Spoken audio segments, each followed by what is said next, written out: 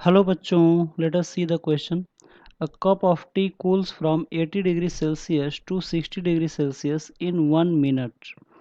The ambient temperature is 30 degrees Celsius. In cooling from 60 degrees Celsius to 50 degrees Celsius, it will take. Question ये कर रहा है कि एक कप ऑफ टी है जो 80 डिग्री से 60 डिग्री सेल्सियस होने में मात्र 1 मिनट लगता है। तो अगर एम्बियंट टेम्परेचर अगर 30 डिग्री सेल्सियस हो तो इसे 60 डिग्री सेल्सियस से 50 डिग्री सेल्सियस होने में कितना समय लगेगा। तो आइए देखते हैं इस क्वेश्चन का मेन की कॉन्सेप्ट क्या है और फिर इस क्वेश्चन को हम लोग अटेम्प्ट करेंगे। तो की कॉन्सेप्ट में हम लोग देखेंगे कि ये जो क्वेश्चन है वो न्यूटन्स लॉ ऑफ कूलिंग के ऊपर बेस्ड है।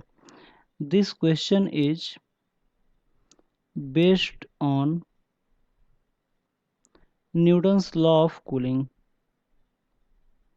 न्यूटन्स लॉ ऑफ कूलिंग क्यों न्यूटन्स लॉ ऑफ कूलिंग के ऊपर बेस्ड है? तो न्यूटन्स लॉ ऑफ कूलिंग के ऊपर इसलिए बेस्ड है क्योंकि न्यूटन्स लॉ में ही रिलेशन बताया जाता है कि अगर हायर टेम्परेचर से अगर लोअर टेम्परेचर होने में अगर कुछ समय लगता है तो उनको कैसे हम किस रिलेशन से रिलेट कर सकते हैं। जैसे फॉर एग्जांपल अगर हम बात करें न्यूटन्स लॉ ऑफ कूलिंग का तो इसका फॉर्मूला होता है θ1 minus θ2 minus θ2 upon T is equal to K θ1 plus θ2 upon 2 minus θ0। यहाँ पे जो θ1 है वो इनिशियल टेम्परेचर है और θ2 जो है वो फाइनल टेम्परेचर है और यहाँ पे जो θ0 है वो हमारा एम्बिएंट टेम्परेचर है। ठीक है, तो अगर इस फार्मूले को अगर हम लोग यूज करें इस क्वेश्चन के अकॉर्डिंग तो हमें क्या मिलेगा, तो आइए देखते हैं। तो अगर फर्स्ट केस में अगर हम लोग यूज करें इस फार्मूले को तो हम लोग देखेंगे कि जो θ1 है यहाँ पे 80 डिग्री सेल्सियस से 60 डिग्री सेल्सियस होता है, यानी कि θ1 80 डिग्री हो जाएगा और 60 डिग्री हमारा θ2 हो जाएगा।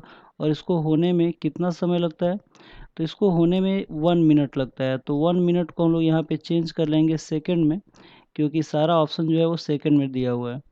इज इक्वल टू के, यहाँ से हम लोग निकाल सकते हैं कि 80 degree plus 60 degree upon 2 minus ambient temperature कितना है 30 डिग्री। तो θ0 जो है वो एम्बियंट टेम्परेचर को रिप्रेजेंट कर रहा है। ठीक है, तो यहाँ से हम लोग के की वैल्यू निकाल लेंगे और फिर सेकंड केस में के की वैल्यू को रख देंगे तो हमें आंसर मिल जाएगा। तो अगर इसको एक लाइन और अगर सॉल्व करें तो इसको की वैल्यू हो जाएगा 140/6, सॉरी 80 में से 60 को माइनस करेंगे तो यह आ जाएगा हमारा 20/60 इज इक्वल टू के। और इसको अगर हम लोग सम करेंगे तो यह आ जाएगा 140/2 माइनस 30। तो इसको अगर हम लोग सॉल्व करें तो यह आ जाएगा हमारा 1/3 इज इक्वल टू के। और इधर इसकी वैल्यू हो जाएगा 70 डिग्री सेल्सियस, यानी कि 40 के इज इक्वल टू 1/3 आ जाएगा। तो के की वैल्यू आ जाएगा 1/120। तो यहाँ से हमने के की वैल्यू कैलकुलेट कर लिया। अब हम लोग सेकंड केस देखते हैं कि सेकंड केस के अकॉर्डिंग हम लोग फिर से वही सेम फार्मूला यूज करते हैं। तो सेकंड केस में ये कह रहा है कि अगर इसका टेम्परेचर 60 से अगर 50 हो जाए तो कितना समय लगेगा। चूँकि मटेरियल सेम है तो कांस्टेंट की वैल्यू भी सेम होगा। तो हम लोग देख सकते हैं कि 60 से 50 डिग्री करना है, यानी कि 60 माइनस 50 अपॉन स्मॉल टी कितना समय निकालना है ये हमें रखना है यहाँ पे के। और ये हो जाएगा 60 प्लस 50/2 माइनस 30। तो ये हमारा हो जाएगा 10/t इज इक्वल टू के की जगह पे उसकी वैल्यू रखेंगे तो यह आ जाएगा 1/120। और इसको सम करेंगे तो यह आ जाएगा 110/2 माइनस 30। तो इसको सॉल्व करेंगे तो यह आएगा 10/t इज इक्वल टू 1/120। और ये आ जाएगा हमारा 55 माइनस 30। तो इसकी वैल्यू हो जाएगी 10/t इज इक्वल टू 25/120। तो अगर हम लोग क्रॉस मल्टीप्लाई करें तो ये आ जाएगा 10 इंटू 120,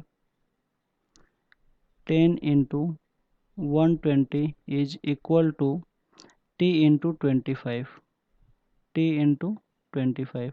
यहाँ से t की वैल्यू कैलकुलेट करेंगे तो यह आ जाएगा 10 इंटू 120 अपॉन 25। तो यहाँ से 5 से डिवाइड करेंगे तो यह आ जाएगा 5 और यह आ जाएगा 2 और इसको 5 से डिवाइड करेंगे तो यह आ जाएगा 5 2 जा 10 और 5 4 जा 20, यानी कि जो t की वैल्यू आ जाएगी वो आ जाएगी 48 सेकेंड। तो आइए देखते हैं कि इस क्वेश्चन का जो सही आंसर है 48 सेकेंड वो किस ऑप्शन में दिया हुआ है। तो हम लोग देख सकते हैं कि जो 48 सेकेंड है वो हमारा फोर्थ ऑप्शन है, यानी कि इस क्वेश्चन का सही आंसर फोर्थ ऑप्शन होगा। तो आई होप आप लोगों की क्वेश्चन समझ में आया होगा। Thank you very much, good luck.